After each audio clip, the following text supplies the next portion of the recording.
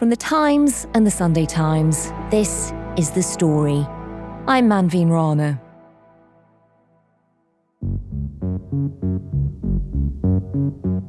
It's normal for the Foreign Office to warn us not to travel to countries that are racked by war or civil unrest. What feels strange is to find other countries adding the UK to that list. Several, including Australia, are now advising their citizens to avoid Britain after a week in which violent riots have erupted in towns and cities across the country. It all began last Tuesday in Southport, a town in shock. A grief-stricken community came together at a vigil to mourn the killing of 3 little girls in a knife attack. Never want to be that person that's in that situation, what these poor families are going through at the moment. So we just wanted to come and show our respects, really. It is really a caring place. People help each other. And I feel so many just wanted to come and be part of it. Disinformation about the killer was already spreading online. Within hours, hundreds of rioters from the far right, spurred on by social media, descended on the town, attacking the police and the local mosque.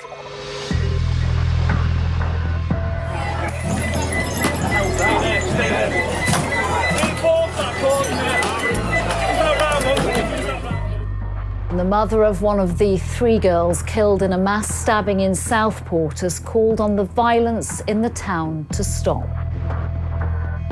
Within days, violence had flared up in cities from London to Manchester, Liverpool, Leeds, Bristol, and even Belfast.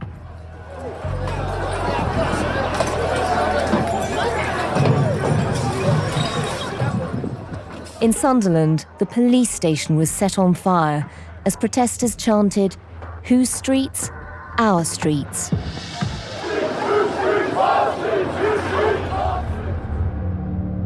In Middlesbrough, cars were torched, bricks hurled through the windows of homes, and a checkpoint was set up where rioters would stop every car and only allow drivers who were white and English to go through.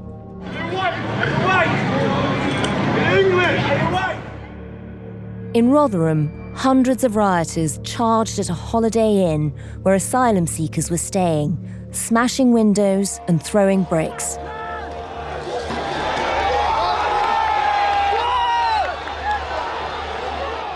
Frightened children looked down from the windows of the hotel as the rioters set fire to a wheelie bin and tried to push it into the building. A wave of protests and riots that began with the death of 3 children was now threatening to kill several more.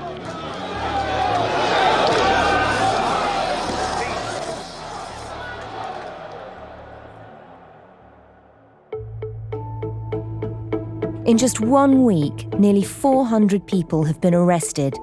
Race riots and the worst civil unrest in 13 years have suddenly gripped the country. What's fueling it?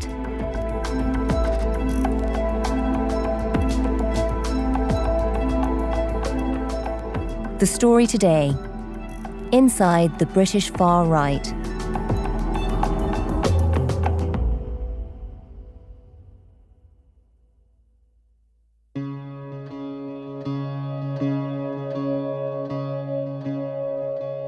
I'm Dominic Kennedy, and I'm the investigations editor of The Times. Dominic, when did you first start to cover the far right? Well, the first time that I was covering the far right was probably the early 1990s, when the British National Party won a council seat on Tower Hamlets Council in East London. And that was a huge shock to the whole country, because Britain had been telling itself that we had defeated fascism, and here was actually a representative of a fascist-type party who'd won an election in Britain, and there was great distress at that time. That's amazing. So that's 3 decades that you've been following the far right in this country. So for you, as somebody who's across the different groups and how it all works, how much of a shock was it when the riots kicked off last week? Yeah, it was a shock. What happened in Southport, for people to exploit that for political advantage, was really unexpected and despicable. It's been a week since those riots first kicked off and, in Southport, a local mosque was actually targeted. Do we know whether the far right were involved right from the start of that? When the riots began, was that the far right all the way through, or was that a local reaction? Well, the far right were certainly involved in encouraging people to go to Southport.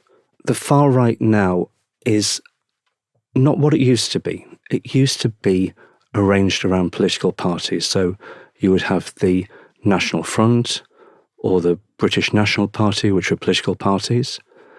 Then you've got the English Defence League, and that wasn't a political party.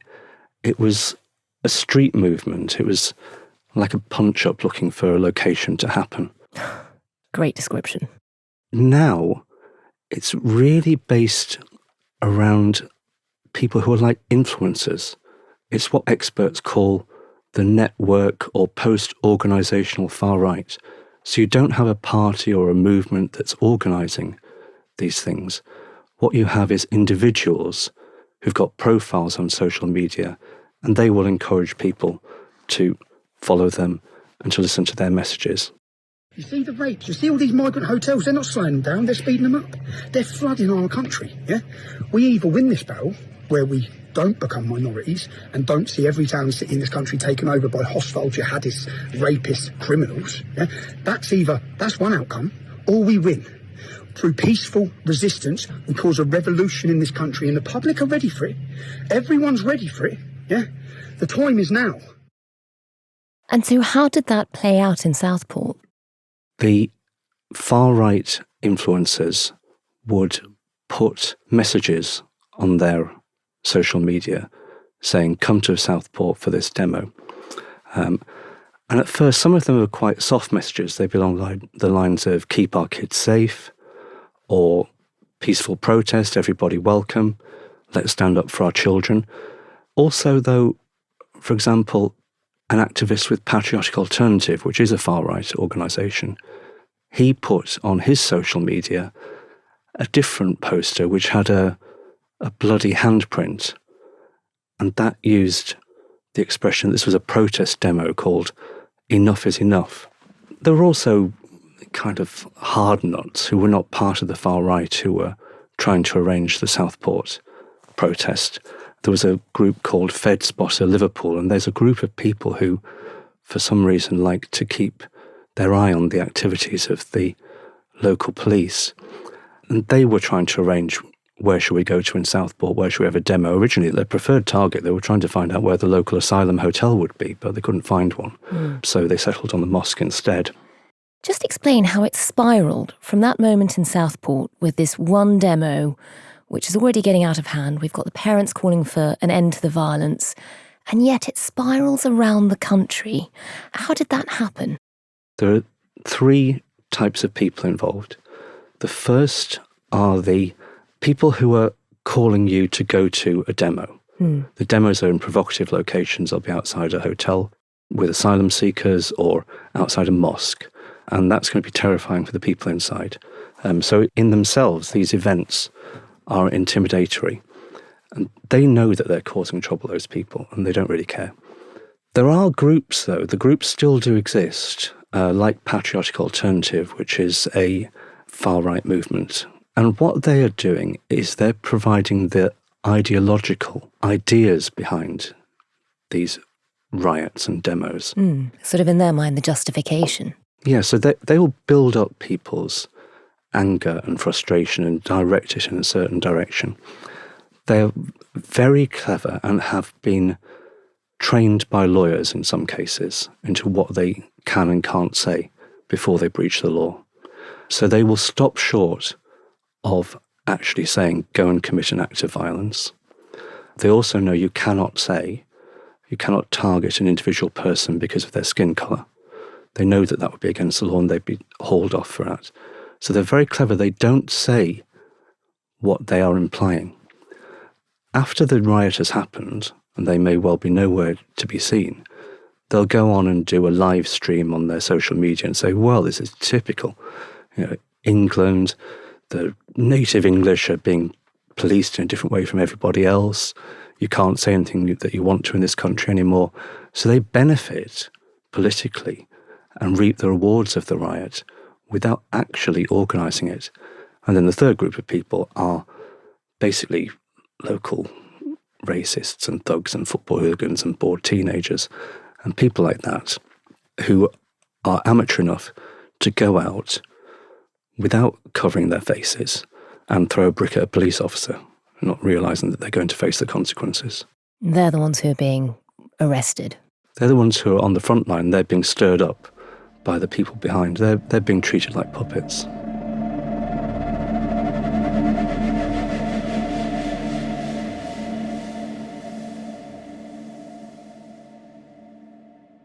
And you mentioned the Patriotic Alliance there. Just take us back for a moment because, it's brilliant to have the resource of somebody who has looked at the far right and the groupings and how it all works slightly under the radar for 3 decades. Take us back to the 70s. Just give us sort of a little history of the far right in this country. Yeah, so in the 1970s, the main far right movement in Britain was called the National Front. And they're really who you would think of normally when you think of the far right. These are knuckle-dragging, tattooed, beer-bellied skinheads who go onto the street and shout and beat people up. And that's what we've traditionally come to think of as the far right in Britain. They had very limited success, and they certainly did not have a broad appeal. And then by the early 2000s, 90s really, when you started looking at this, that had really morphed into a political movement. You had the British National Party. Talk us through that. Talk us through their success. Yeah, well, the British National Party was effectively the successor of the National Front. And what they decided to do in the late 1990s was to change direction. So they would have a makeover. They observed that in continental Europe, in France and in Austria, you could see far-right movements that were attracting the middle classes and becoming electorally successful. But they didn't look like the British National Party. They didn't look like skinheads. So they tried to become a respectable branch of the far right, like a continental far-right party. What really kicked off for them, and this may be significant now, is the Oldham riots of 2001. And what happened was that in Oldham, there had been simmering tensions in the town between Muslim people and the rest. And these broke out into violent clashes in the springtime of 2001. And I was there covering the Oldham riots, and one night there would be Muslim youths rioting. The rioting lasted for over 7 hours. At times, hundreds of Asian youths were hurling bricks and petrol bombs at the police. Officers were shocked by the rage. And then, another night, the rest of the population decided to have a riot as well. During the day, tension had risen when some members of the National Front had arrived at this pub in Oldham and were surrounded by police. The talk was of retaliation. The Asians are really doing it. And now we're standing up and just saying, you're not having it no more. And that was terrifying. I was in the middle of that. And it was a complete breakdown of social cohesion in that town. Shortly after that, there was a general election, and Nick Griffin, who was the leader of the British National Party, stood in Oldham. And he came a very close third to the Conservatives. And that was an enormous shock to the political system, that a fascist-type party would do so well. And the BNP then really did go on from strength to strength for a while. And by 2009, at the European elections, they received more than 900,000 votes across the country, which is an enormous amount of success for them. And how would you describe their policies? I mean, you sort of say that they had sort of smartened up from the National Front, effectively. Their belief is a racialist belief, and they did only allow what they called white people to join them.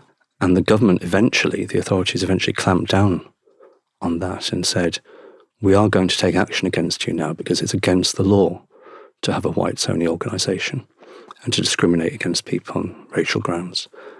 So they did have a meeting for a rule change in order to say that non-white people could join, and they went off and welcomed their first non-white member that day.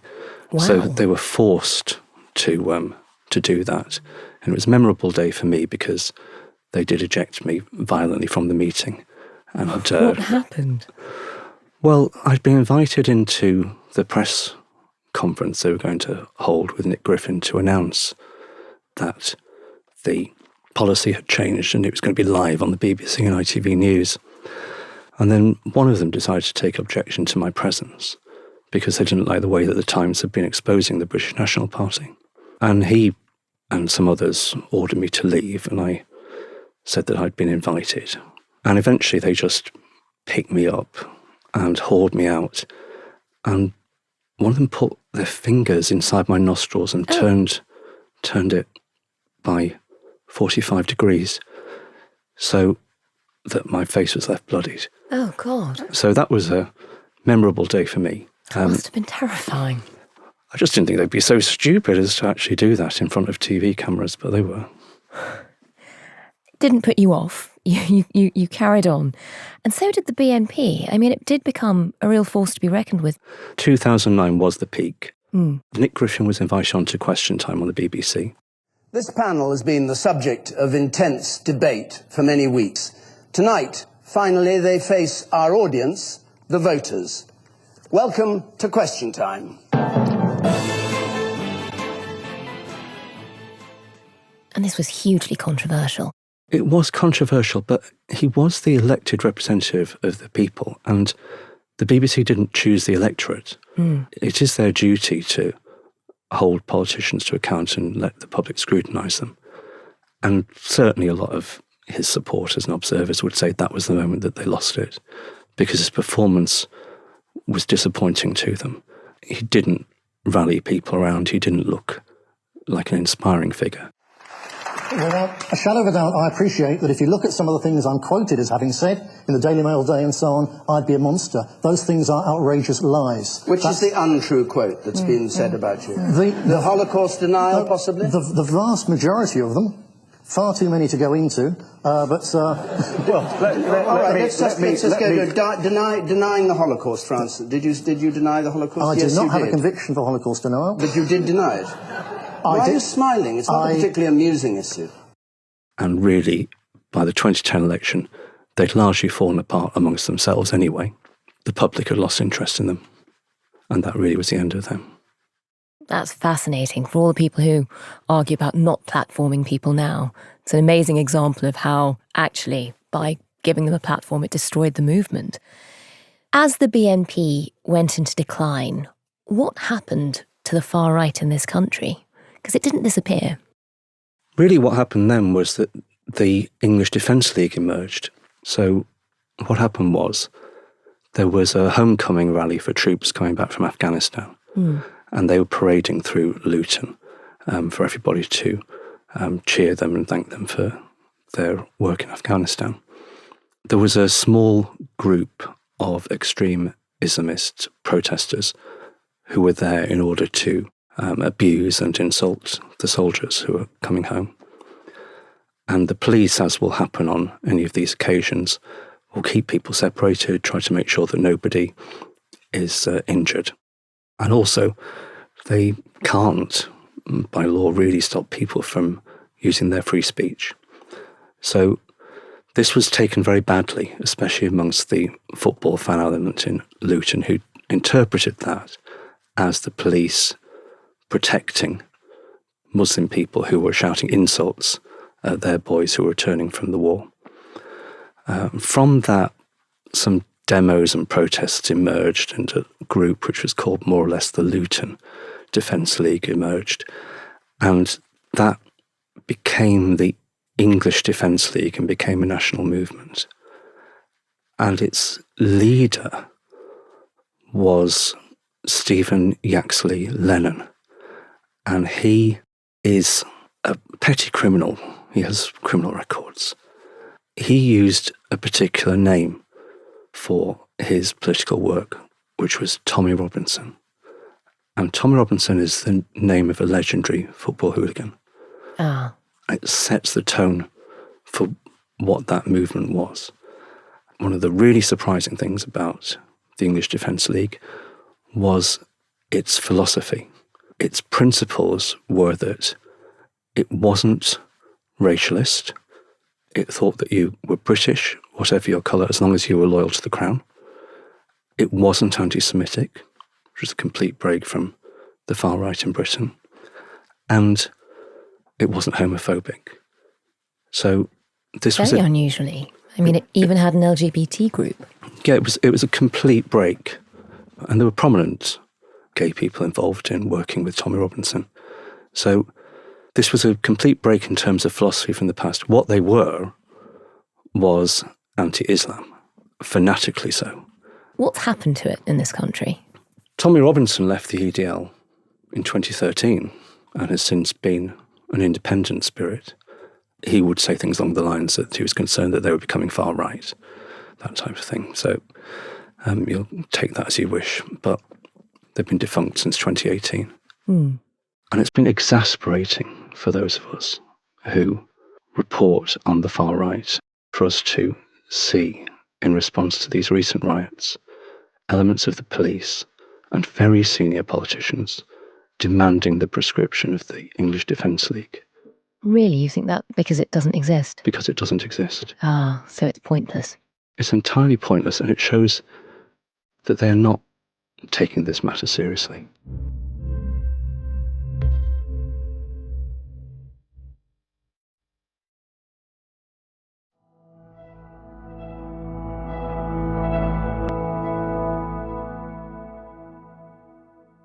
The next movement which grew up was Patriotic Alternative. It's led by Mark Collett. He is an admirer of Adolf Hitler. Oh, wow. Without any apologies for it. And they grew up during lockdown. And the way that happened was that they targeted young males who were bored in their bedrooms during lockdown on their smartphones. And managed to create a movement there. They registered themselves with the authorities, with the Companies House, during the Black Lives Matter protests. So that's really where they're coming from. They had considerable success because Mark Collett had been the youth organiser for the British National Party, so he knew how to get young males interested in this kind of movement. And he's genuinely interested in computer games. He loves computer games, so he's able to use computer games to get people involved. He loves going on his mountain bike and doing self-improvement. So he comes across as a sort of a fun uncle or big brother character to these young males. And he had a lot of success in attracting young people and people who would be called Zoomers. So the Generation Z, students, recent graduate. Gen Z.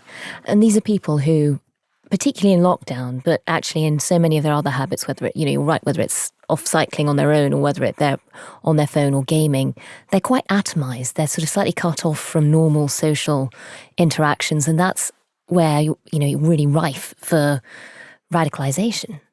Yes, and they were very keen, Patriotic Alternative, to have an attractive image.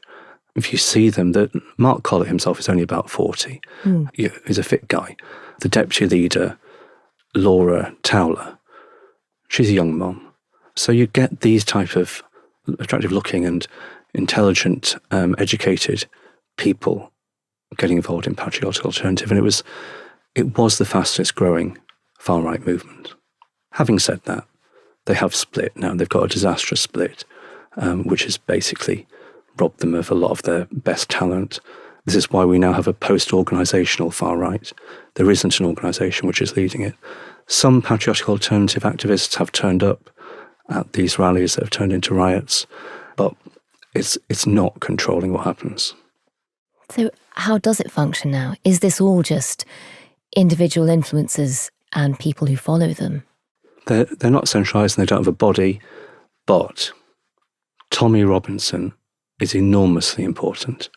He is by far the most influential person on the far right.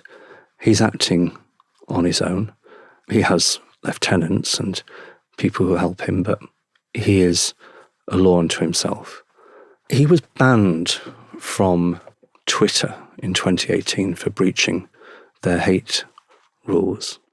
Tommy Robinson has already had people breaching the gates of Downing Street a few years ago when he was jailed for contempt of court.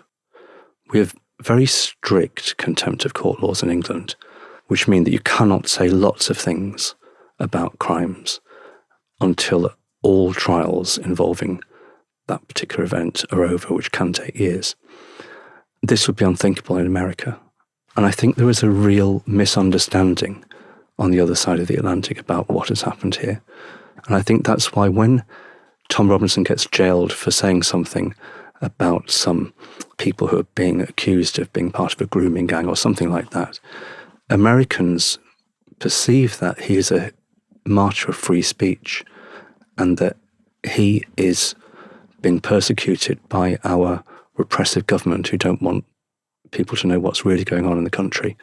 And he has got a really serious following of some quite respectable people in America who simply don't understand the niceties of our law. And that, I assume, includes Elon Musk, who has put him back on Twitter. How important has that been for his following and for his importance in this movement? Well, Tommy Robinson really disappeared from the scene when he was taken off Twitter for hate in 2018. He still existed on minor forms of social media, and he would go over to Ireland to help their burgeoning anti-immigrant movement. But he wasn't the figure that he used to be until Elon Musk allowed him to come back onto Twitter in November. It's not long ago. He already has more than 800,000 followers, Tommy Robinson. He's hugely influential, and he's the rallying point for everybody.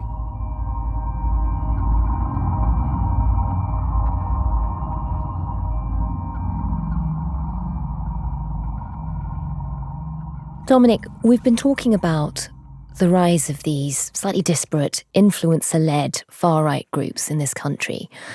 It feels like something else has happened alongside that has enabled this movement, and that's actually where mainstream politics has gone in the last few years. How much has that raised anti-immigrant sentiment? Yeah, I think there's a problem when people will use the word or the term far-right in a way that robs it of its meaning. People will say that, for example, Nigel Farage is far-right, or that gender-critical feminists are far-right, and it's just being used as an insult rather than a description. And I think that's unhelpful. I meet people from the far-right, I listen to what they say all the time at great length. They don't go on about Nigel Farage, they're not interested in him. They don't admire Donald Trump. They think he's a Zionist. The only thing that they care about Donald Trump is that they were excited that he was elected as the president of America because he broke all of the rules and yet became the president. It shouldn't have happened according to conventional politics. So his election was inspiring to the far right for them to think, well, we can break the rules too.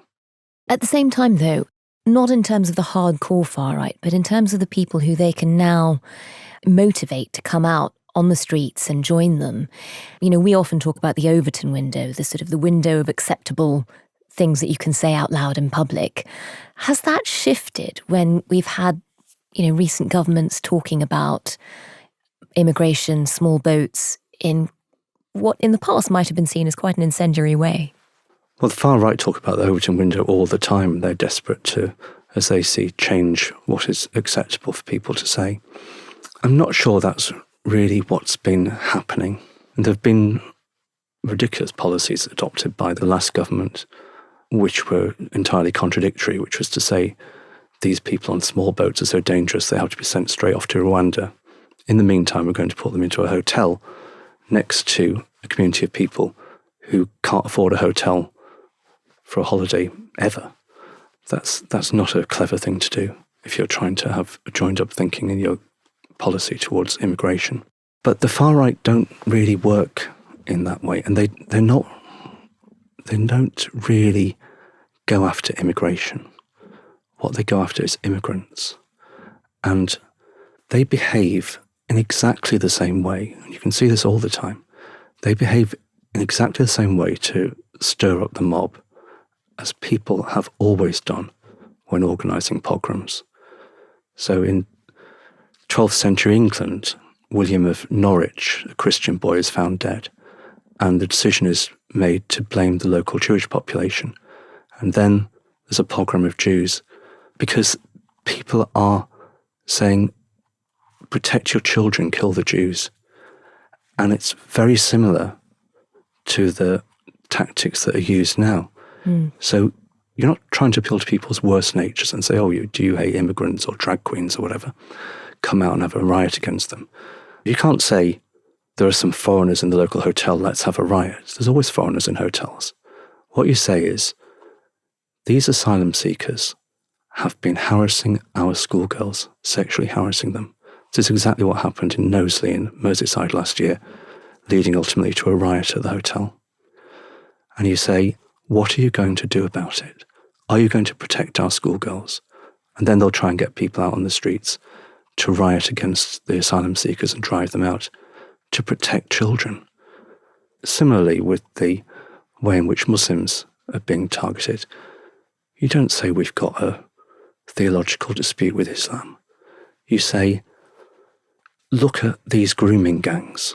They'll talk about the scandal of grooming gangs, which was where mostly Muslim men in certain towns would be targeting the non-Muslim girls of the towns and sexually exploiting them. This is constantly referred to by the far right when they talk about Muslims, saying, are you going to protect our English girls from these people? So you're always appealing to people's better nature, not their worse nature. And it's a clever trick. And that is what the far right are doing. That's so interesting. So, as you say, they're using the tools they've always used to whip up fear and a frenzy. At the same time, we have had a lot of political debate around, the cost of living crisis, immigration levels, whether people are feeling life getting tougher because of immigration, which probably helps people to respond to that in a way that they might not have in the past. So you end up with people whipping up fear and people responding very badly to it and going out on the streets. We saw Elon Musk, who you mentioned earlier, tweet in the last few days that looking at Britain, he thought civil war was inevitable. The Prime Minister has tried to dampen that down. As somebody who's studied this for years, who's looked at the movements of the far right, what do you think? Well, civil war is not inevitable, and that's hyperbolic. It really will depend on how the authorities handle this now, because it has taken off, and it's going to be a case of trying to put the lid back on it. The trouble is that extremism is allowed to flourish and nothing is being done about it. And the authorities don't care. The fact that they think that the answer is to prescribe a non-existent English Defence League is an insult to what's going on. At the moment, there's the far right are on the rampage. But there's other types of extremism as well. So maybe when politicians condemn anti-Semitism, which is a driver of extremism, when they condemn the anti-Semitism of the far right, remember that you could also condemn the anti-Semitism of the far left, and you could also condemn the anti-Semitism of religious extremists. So I think you should listen to people who are warning about all kinds of extremism, and if they did, we wouldn't get politicians saying we should ban an organisation which already is dead.